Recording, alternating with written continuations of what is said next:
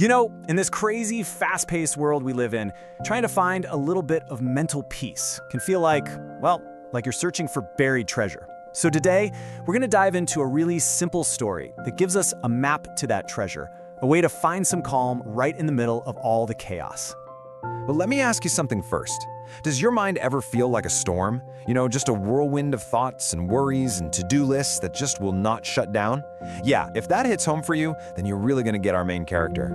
All right, so let's meet Marco. He's 24 years old and his mind, it's a total storm. Every single day for him is this battle against a non-stop tornado of thoughts that just leaves him feeling completely and utterly drained. See, Marco's basically caught in this trap. His mind is in a constant tug-of-war. On one side, it's pulling him back into the past, making him get stuck on regrets and sadness.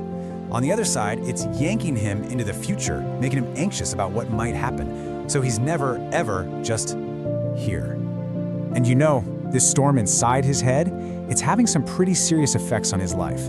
He's constantly on edge, always tired, and he can never, ever find a moment of peace. He's not sleeping well. And maybe the saddest part of it all, he's forgotten how to just smile. So, finally, he hits a breaking point. He's just had enough. He starts hearing these whispers about a wise old man who used to be a psychologist living way out in the hills, helping people find peace. And that little whisper, it sparks just a tiny glimmer of hope for him.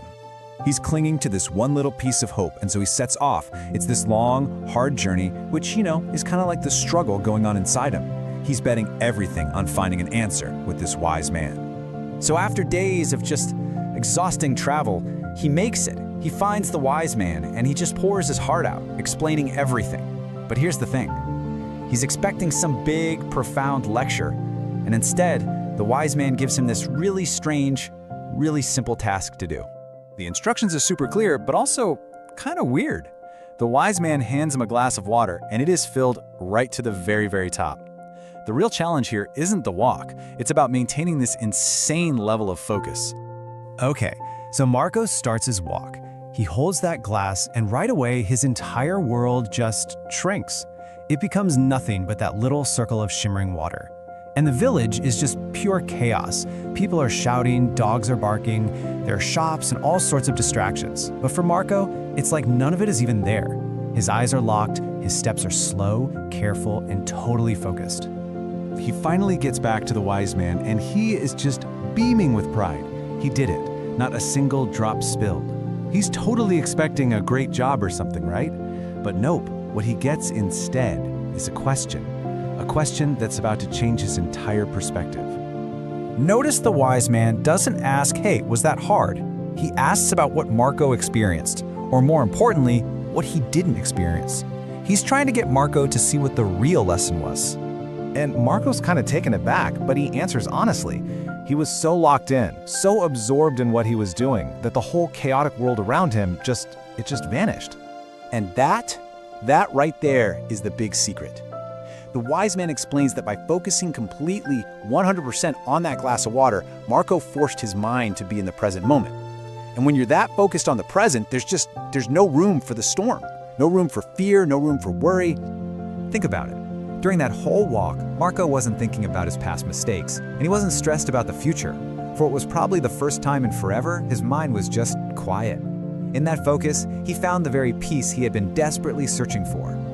And that's when the wise man drops the final, most powerful truth bomb. See, Marco was searching for peace like it was some place you could find on a map, something outside of himself that he had to go and get. But the truth? It's actually so much simpler and way more powerful. Peace isn't something you find, it's something you uncover. It's already inside you, just waiting for you to quiet all that noise and just be here, now. Okay, so this is a nice story, right? But what does it have to do with you and me? Well, everything. This whole story is basically a practical guide for you to calm the storm in your own mind. That glass of water, it's just a metaphor. It's a tool. Your glass of water could be anything you can give your full, undivided attention to. It could be washing the dishes. It could be really listening to a friend. It could even be just paying attention to your own breath going in and out. So now the question comes back to you. What is your glass of water? What's that one simple thing you can put all your focus on? even if it's just for a couple of minutes, to bring yourself right here into the present. You see, the biggest lesson from this whole story is that peace isn't some far-off goal you have to work towards. It's a choice, and it's available in any moment you decide to be fully present. So, the only real question left is, where are you going to place your focus today?